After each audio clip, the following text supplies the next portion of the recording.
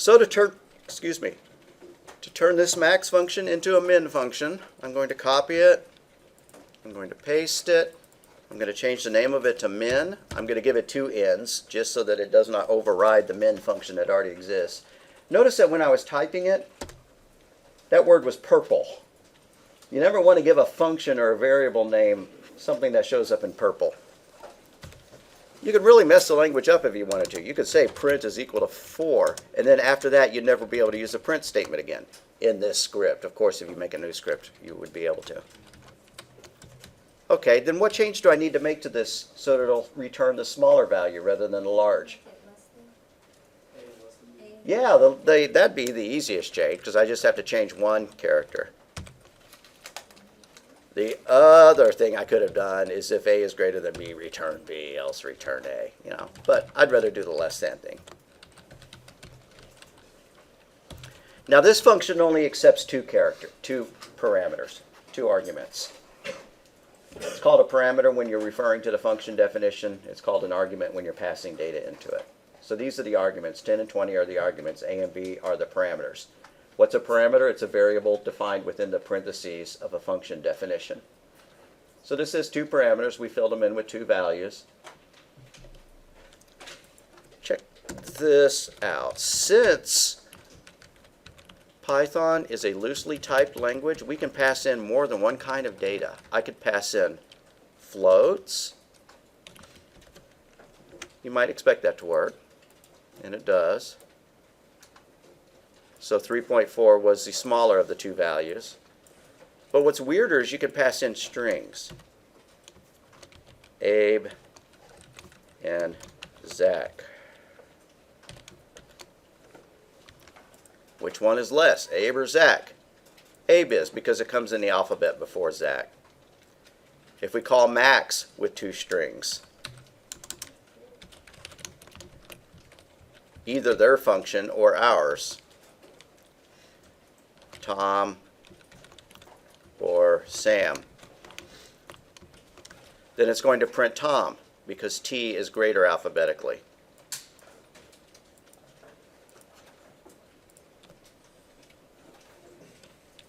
In other languages, you would not be able to write just one function that would accept ints, doubles, strings, and whatever else that this would work on.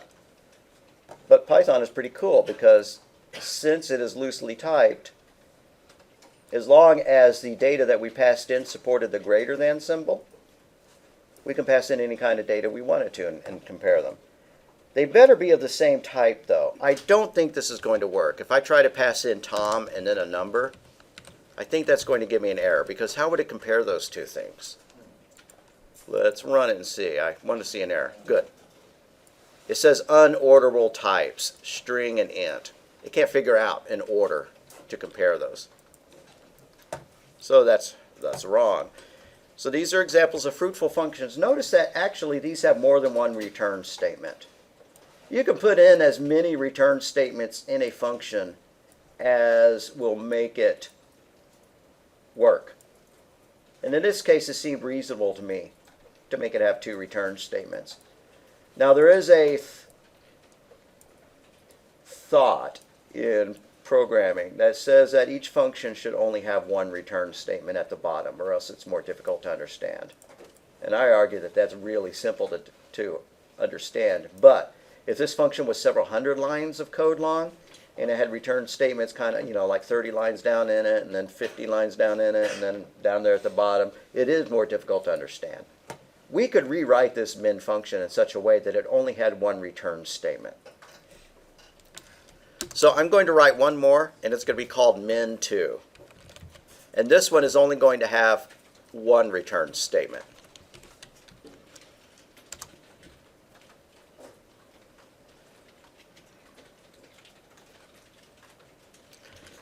I'm going to declare a variable called r, which is going to stand for return. Or heck, maybe I'll even call it, yeah, r is good enough. And I'm going to set it equal to a.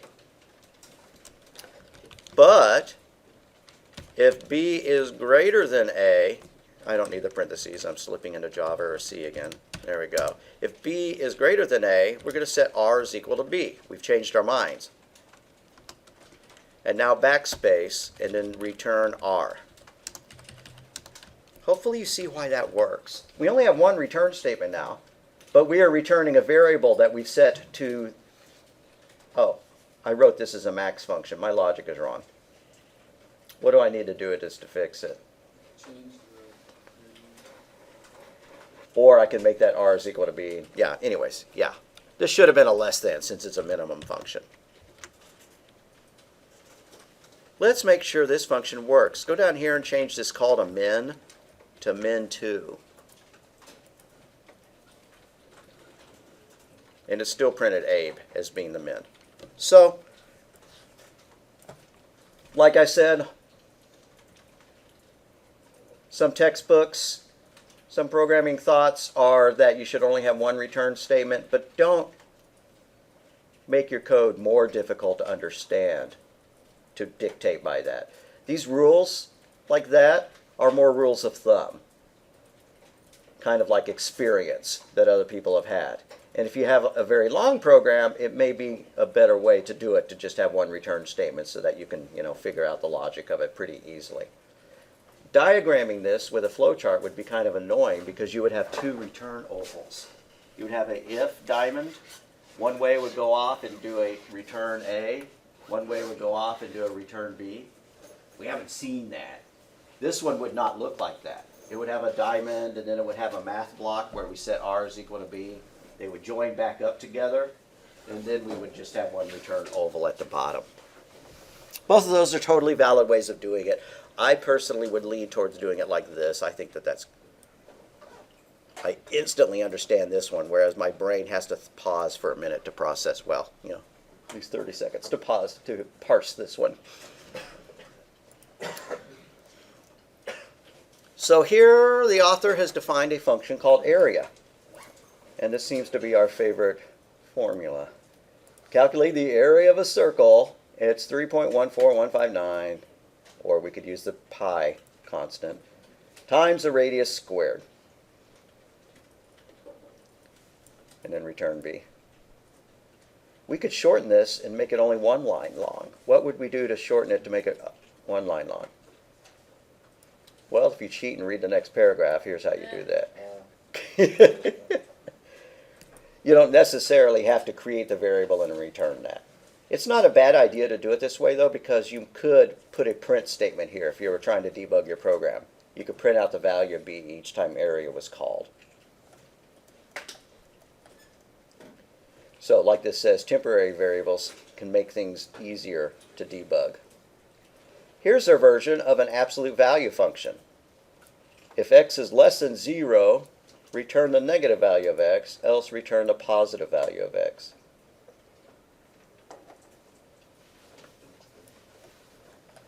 If you have something like this, you can leave off the word else. And I'll show you why. I'm going to go back to our min function. What would be the difference between writing min like that or taking that else out and doing it like that? There's no difference, really. Else in that case is almost a useless word because if you have it returned, you're going to do this. Usually you can't get away with leaving else off. But in the case of something where it's got the word break or the word return, you actually can't because it's taking you out of that current flow of programming, that flow of process. So we can leave the else off there. We can put it in. Whichever one looks easier, looks better to you.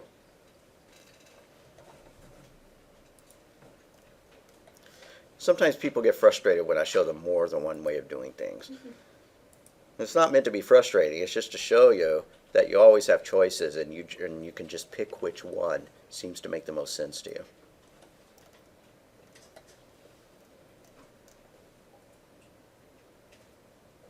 So at this point, you should be able to look at complete functions and tell what they do, as long as you understand the formulas involved.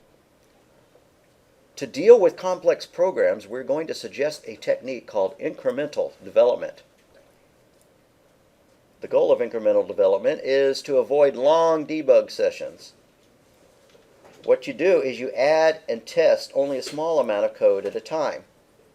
If you have a big problem, calculating the distance using the Pythagorean Theorem, it'd be better to try to break it up. I'm going to first calculate what that is, and I'm going to make sure that works. And then I'm going to get the syntax for doing this. Because if you sit there and you type 400 lines of code and then you try to debug it, you're going to have, syntax errors all out, to the wazoo, and then you'll, write a little bit of code, get it to work. Here's their example. I'm going to write a distance function that all it does is return 0. Why would you do that? Well, you could get the rest of your program working right. You could ask for the input, ask the user to tell you, the height and the width of the triangle or whatever we're trying to do. And then you could make your program call the distance function and then print out the distance. And sure, it's going to print 0, but you get the rest of the program working. You get the skeleton of the program working so that then you can go and you can focus on this. You can focus on the hard part. The other way to do it would be just to say to yourself, this is the hardest part. I want to solve this one first. So you define your function, and then you put a call into it, and you print the result before you build the rest of the program around it. Either one is incremental development. It's like building a snowball. You start with a small piece of your program. You keep pushing it. It gets larger and larger and larger.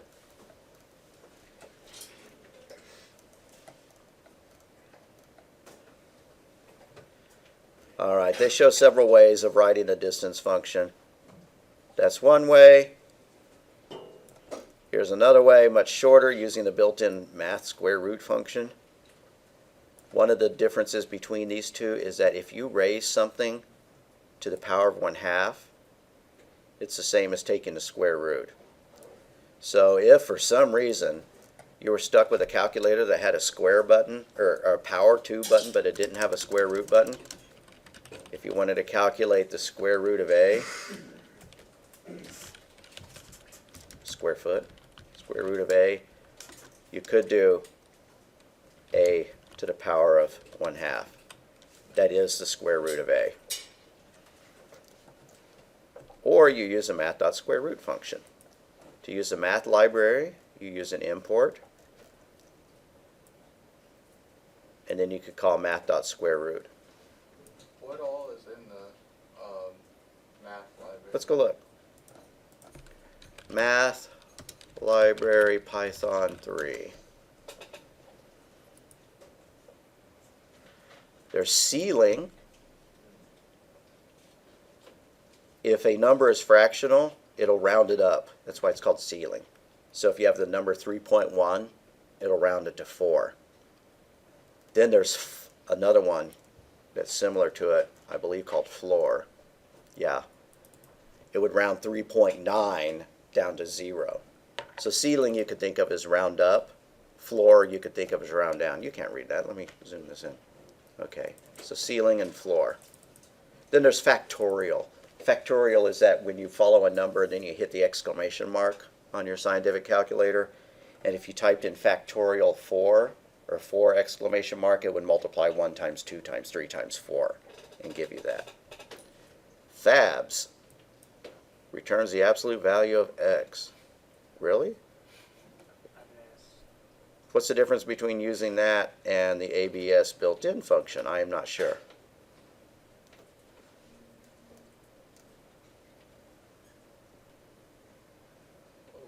Fmod. I guess Fmod might be used for floating point numbers if you want to do modulus on floating point numbers. There's lots of them. Exponent, the logarithm base 10. If you really like math, you'll understand some of these more than I will. Arc, cosine, arctangent, cosine, sine, tangent. Convert radians to degrees and vice versa. This is bringing back horrible memories of junior high trigonometry.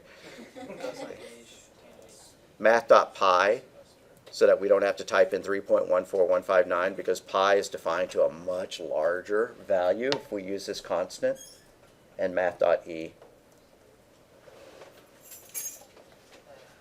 Then if you need to use complex numbers are a numbering system that I believe also includes the value of the square root of -1. which they call I. And if you think about it, how could you take the square root of -1? Well, that's called an imaginary number, but it's actually used in a lot of higher orders of math. I could be wrong if that's what a complex number is.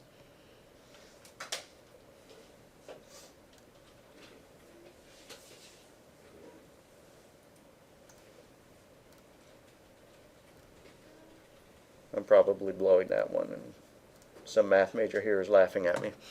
It's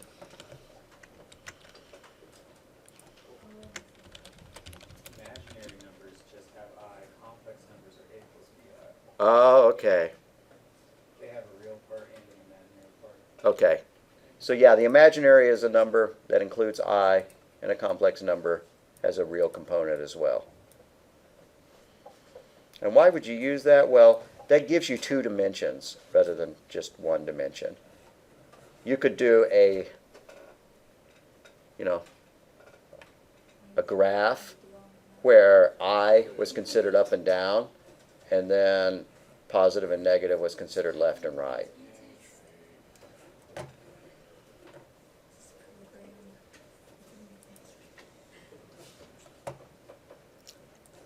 So let's do that. Import math. Which of those did we decide was groovy?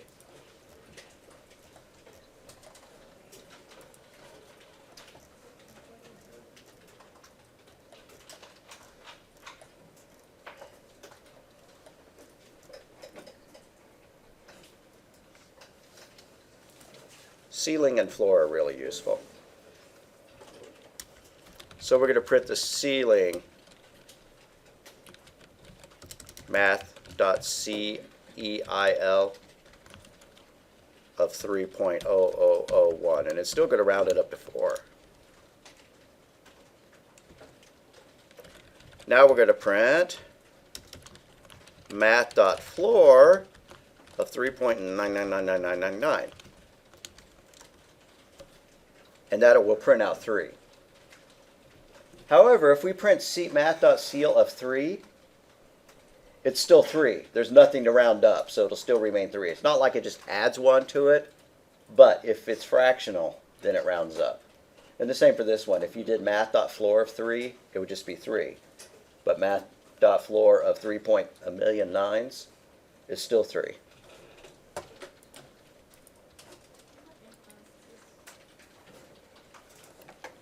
So we could say that ceil always rounds down, and that, no, excuse me, ceil always runs up, and floor always rounds down.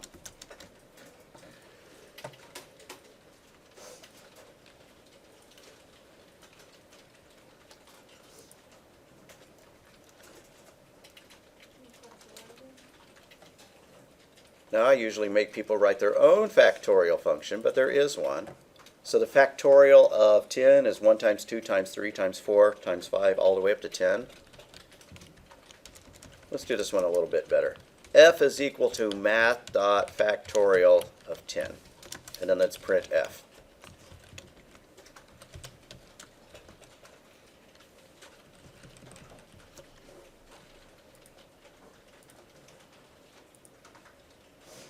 Ooh, it blew up. What did I do wrong? Oh, it's a whole word, factorial. Excuse me. Alrighty. Got to spell that whole word out. Math.factorial.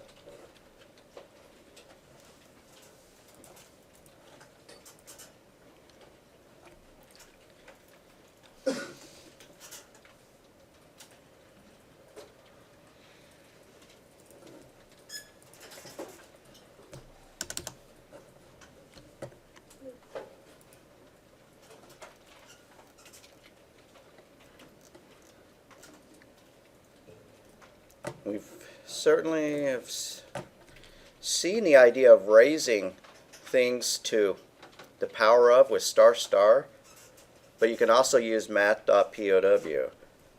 So like A is equal to math.power How come power is abbreviated and factorial isn't? I don't know. 10 to the power of 2. That should print 100.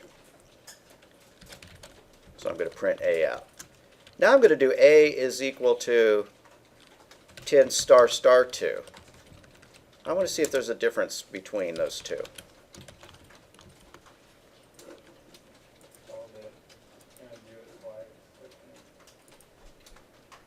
Okay, the first time it ran, it returned 100.0. The second time it ran, it returned 100. Since this is an operator, not a function, it's obeying the law that if you give it 2 ints, the answer is going to be an int. This one does not have any such law. No matter what you give it, it's going to return a floating point number. So that's going to be my comment for here. Math.pow always returns a floating point number.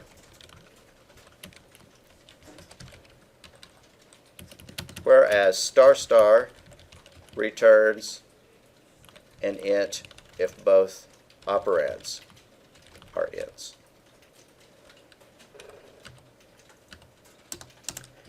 And how about we just accept on faith that there are sine and cosine and tangent and stuff like that?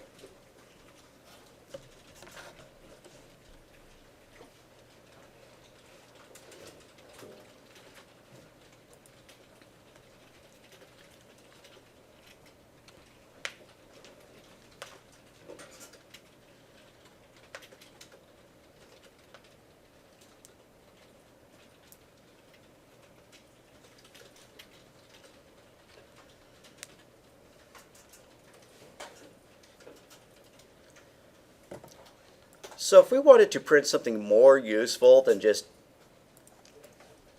100 there, if we actually wanted to debug what the output looked like, I would do something more like this. Let's just say we have x is equal to 10, y is equal to 3. I'm going to scroll this stuff up. And then r for result is equal to math.pow x comma y.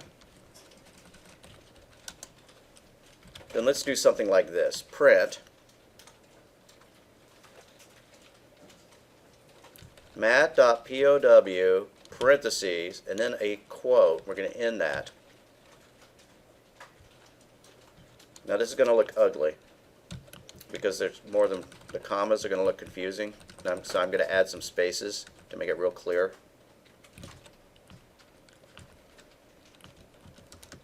Okay.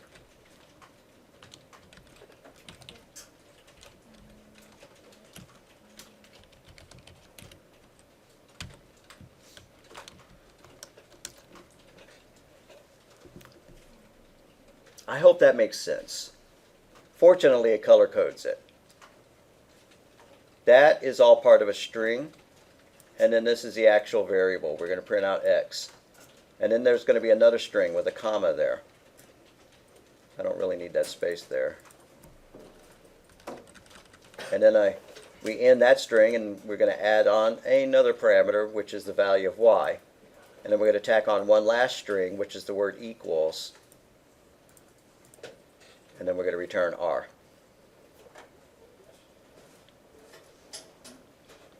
That's vaguely ugly. Maybe we'd like to do it better, like a different way. Here goes that prof giving me 2 ways to do it. I just want to know how to do it. Okay, anyways. Math.pow plus the value of x plus a string, another string, plus the value, plus the value of y.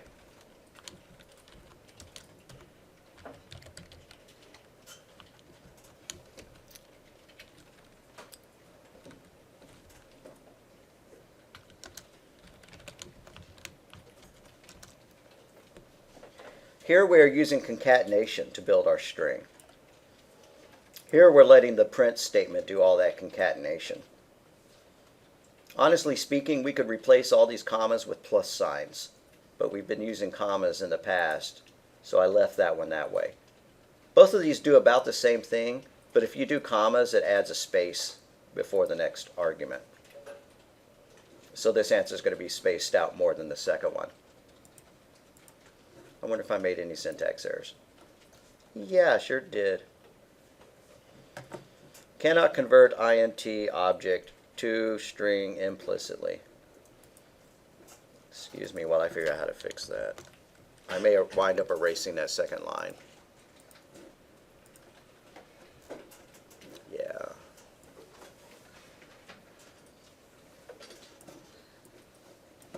Okay. If I wanted to get this to work, I would have to convert these to strings like that. We've seen the int function and the float function. There's also a string function.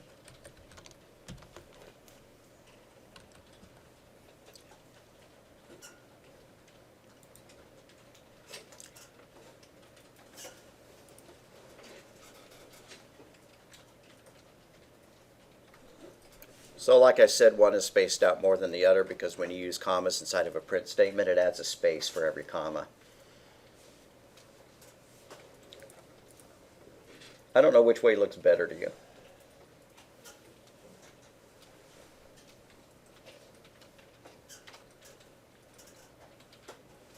That's kind of a judgment call. Which one looks more understandable to you? But why would you do it like this? So that your output actually makes more sense. Rather than just seeing the number 1,000 pop up and not knowing what it means, we see the entire result of the calculation. And do you remember when we did that math program where I had you enter in a, or x and y, and then it did, you know, x plus y and x times y and all that stuff? If you just printed out the answers, what x plus y equal to and what x minus y equal to and stuff like that, I didn't give you full credit, I don't think, and I asked you to do it again so that it would actually tell the user what it was doing. Now in this case, we could have simplified it, assuming that the user just entered the values of x and y. A simpler way to do it, and this is how we did it on that last math program, would look like this. Math of POW x comma y equals, and there, that's the cleanest one, isn't it? But x and y are not going to get filled in. When this prints out, we're actually going to see the words x and y. And if the user didn't just type those in, they're not going to know what x and y are. So when I run it and I see down here, math.pow xy equals 1,000, you go, that's great, but I didn't know what x and y were. But if you just ask the user to type them in like we did on our math program, that would be acceptable. Otherwise, one of these would be a better answer.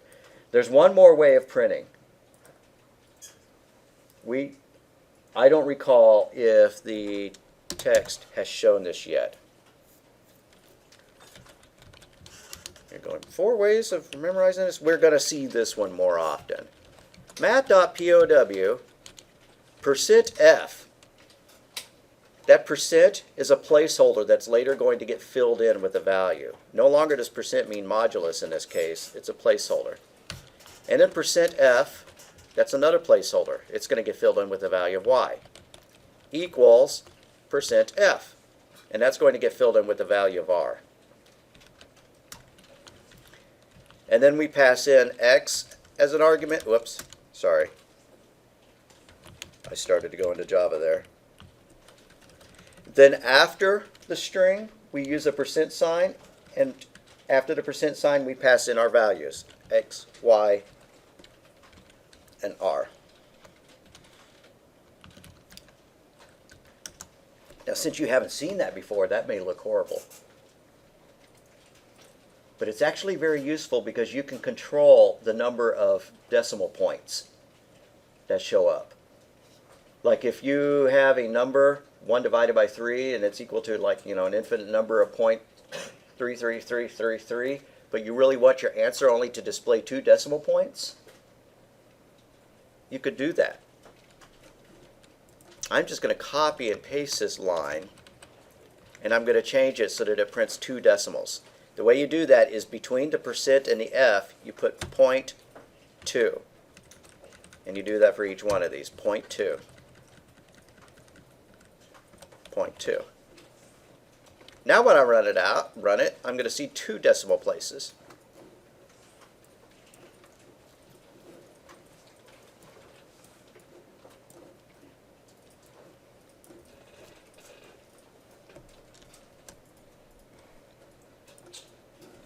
I didn't mean to do that.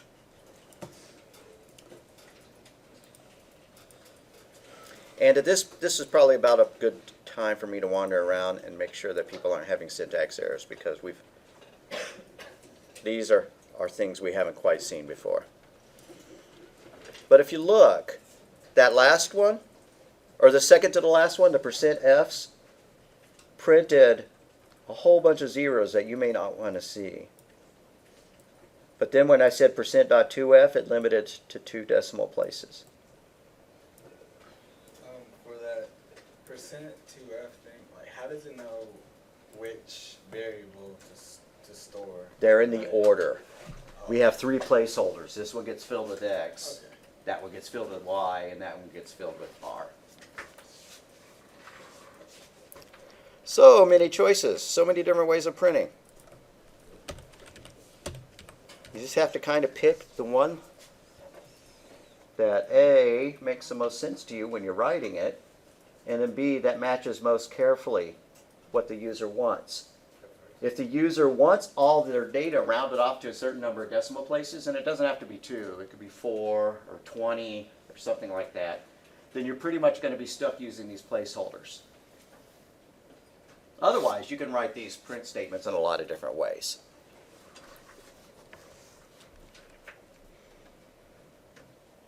And I really don't know how to kind of force y'all to, 1, understand all the different ways, and 2, pick. I guess that'll just be experience on your part. Let's take a vote. If we have that one, that one, that one, that one, and that one, we have 1, 2, 3, 4, 5. Who likes 1 best? I see a couple hands. For me, it's like 1 and the last one. Like, yeah, I would agree. Who likes that one? The % sign. That one's cool. Or that one. Either one of these, you know. The placeholders are really cool. And when you go into other languages, you'll see those as well. You'll see them in C, C++, Java. C# has a different syntax. They don't use the % sign, but it's the same idea. You have placeholders.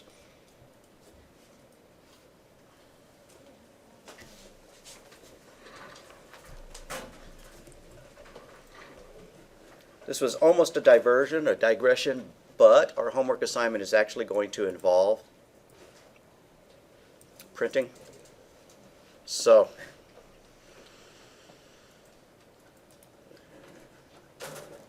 all right, the trig functions. Let's be done with the math library. Debugging with print. If you can't figure out why your function isn't working, you can add print statements to it. Now these min and these max functions are so simple that there's really not much to figure out. But if we wanted to take a stab at that Pythagorean Theorem function, let's write it, but let's also put some print statements in that help debug it. I'm going to call it Pyth. And we're going to pass in the x and the y. And if you don't remember the Pythagorean theorem, that's the one that says x squared plus y squared, and then you take the square root of that, and it gives you the diagonal of a right triangle. There's that junior high again. Alrighty. So let's figure out the square of x. So I'm going to call it x2 is equal to, and how do we want to calculate that? I kind of like just x times y, x power y. Now let's get the square root of, not the square root, the square of y. Oh, that's wrong. Yeah. That should be x to the power of 2, or it should just be x times 2. I messed up by doing both. So make sure you change that to a 2. And this should be y to the power of 2.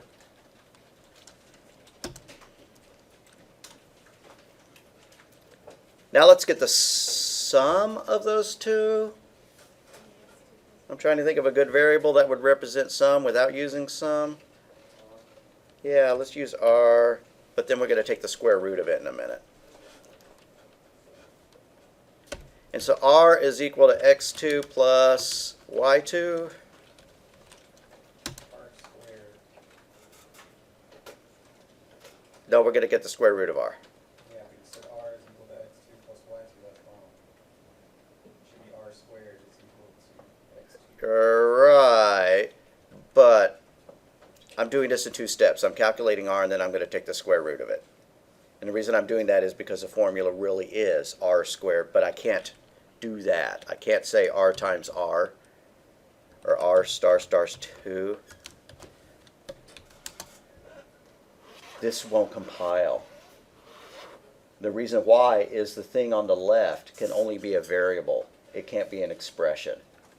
So I'm going to do it in two steps. I'm going to get the value of r like that, and maybe calling it r wasn't the best idea, and then I'm going to take the square root of it. Can you just do the whole thing star 1/2? Yeah. So I'm going to do r star 0.5. And then I can return rs.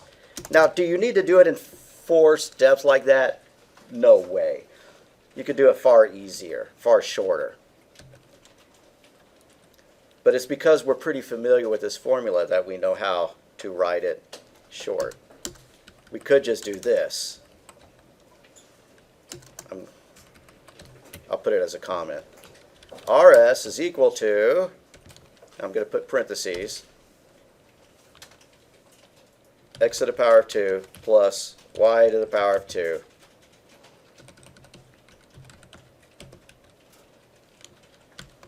to the power of 1/2. Now that's way easier. Why would I do it like this? If I didn't trust my math and I wanted to calculate the individual things, I could print out x squared, I could print out y, I could print out r, and then I could print out rs. That would be the only reason to break this up. But sometimes your equations are so complex it does make sense to break them up. You know, if this thing is starting to get, like 4 or 5 or 6 or 7 terms long, you probably don't want to put them all together in one line. That makes it harder to debug. It makes it harder to read just in the first place if this thing, had 5 or 6 or 7 or 8 terms. Well, let's make sure this worked though. So I'm going to do a is equal to the Pythagorean Theorem, and I'm going to apply the value 10 and 20, and then I'm going to print a.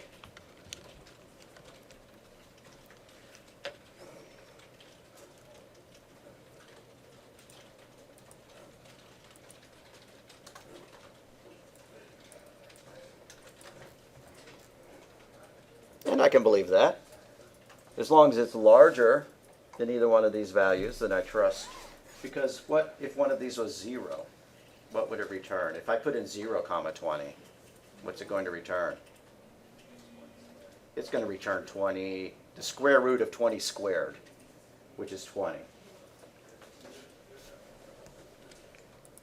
don't you just put 3 and 4?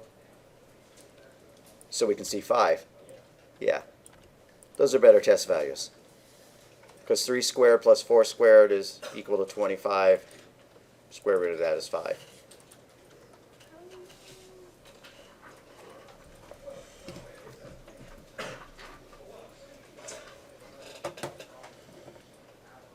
If we go back and look at this, I know he did a Pythagorean Theorem one. But he did math dot square root rather than raising it to the power of 5. And here he did it the long way. Oh, this is a distance where you pass in 2 coordinates. Where you pass in 2 x values and 2 y values, and it calculates the distance between them. So that's kind of a legit reason to do it in several steps. Because if we wanted to do this all in one step, it would look ugly. it is in a whole bunch of steps, but now we're going to do it in one step. We would say x2 minus x1 to the power of 2 plus y2 minus y1 to the power of 2.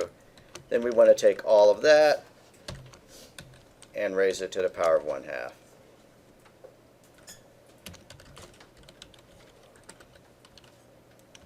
Now for the math fans, that's still not that hard to read, but you got to admit that that's kind of pushing it in terms of instantly identifying what it's doing.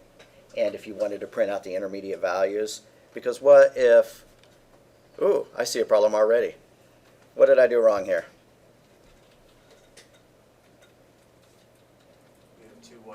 I have two y2s. So here I am all smug that I implemented as one line, and then when it went wrong, I might not be able to notice that I was doing that.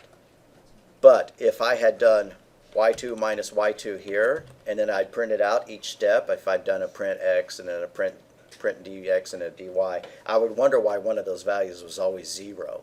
And it would make me zero in, no pun intended, on the wrong line. So this should have been y1. You don't have to type that one in. Okay. Composition. I don't think that that's the term of composition I've been using. I've been using composition when you have a complex equation, like with a line over it, you know, two parts of it or whatever. It's just the act of taking a formula and turning it into code. So that's kind of what they're doing here, but they threw it at us in a different place. Okay. Boolean functions. Boolean functions are ones that return true or false. We could write a function that would check to see if one number was divisible by another.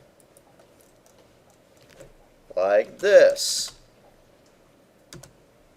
Define is div. And we're going to pass in x and we're going to pass in y. Now how do we know if a number is evenly divisible by another one? We get the modulus of it, and if the modulus is 0, we know that those numbers are evenly divisible. That one is a factor of the other. It's a fancy way of saying it. So if, or let's do it a somewhat more thorough way. M is equal to x modulus y. If m equals 0, we're going to return true. Else colon, we're going to return false. And we need to stop this pretty soon because I'm going to give you a homework assignment. There we go. We've written a function that returns a true or false. So we could do stuff like this. If is div 10, 2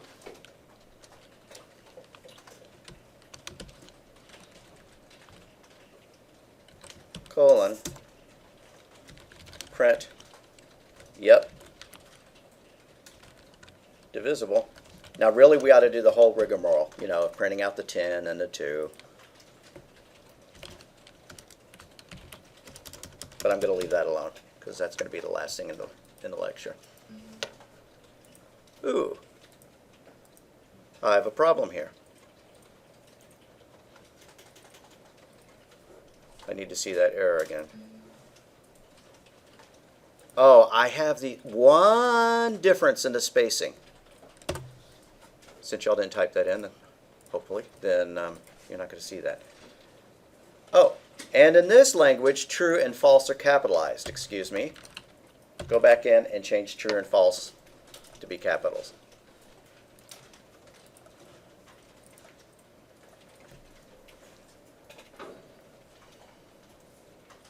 I need to remember that I want to use a while loop on this later to calculate the factors. Print out a list of all the factors of a number. Okay, so the homework assignment. This is going to be very similar to that math assignment that we did earlier. And I'll make a Dropbox so that we can upload this. write a program that asks the user for two values, A and B. Then, using the math library, make it display the square root of A, the square root of B,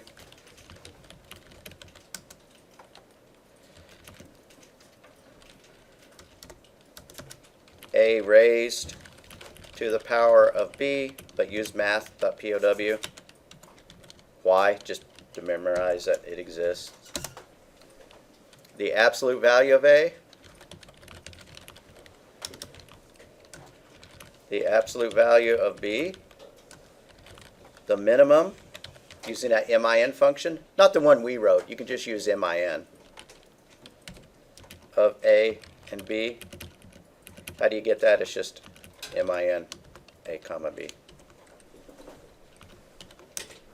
And the maximum of A and B.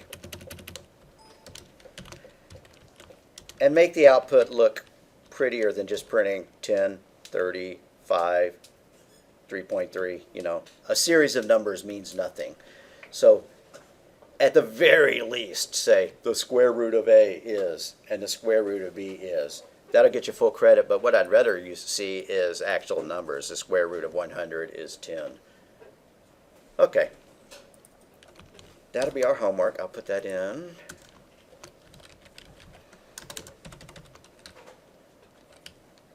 Let's make a Dropbox for our in-class.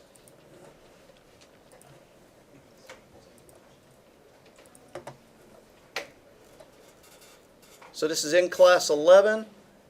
You know what would have been funny, is if I'd started using hex. We should have gone from in class 9 to A. But I didn't. That'd be a laugh right, wouldn't it? Okay, never mind. In class 11. Go ahead and upload your script in whatever state you have it. And I'm sorry I didn't walk around and help you. We can do that.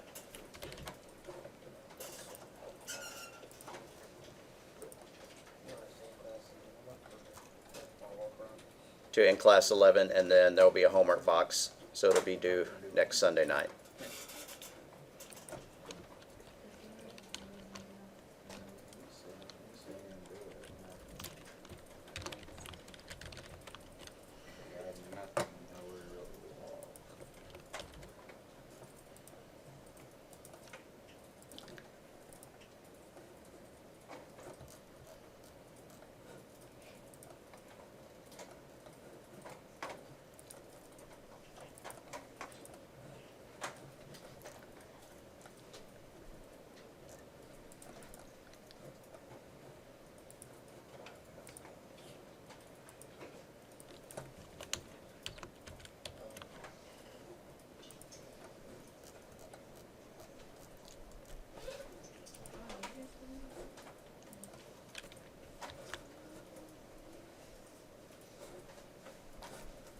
I think you messed up on the date for the due date.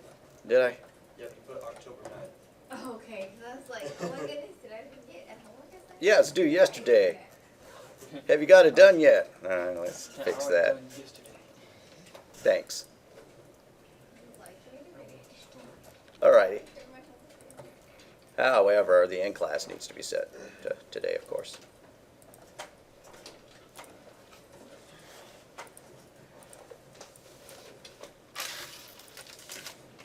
Alrighty, guys. See y'all on Wednesday. If you want help debugging your program, if you had syntax errors that vexed you, then I'll hang out. Are you gonna attach the assignment to the homework? Yeah, there's no, Like what you want us to do? Like the document? I'm going to upload the homework instructions into that homework box, like normal. okay.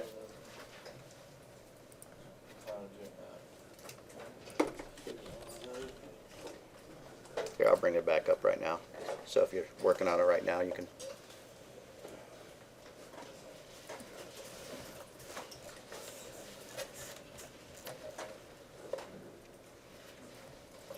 That green's hard to read.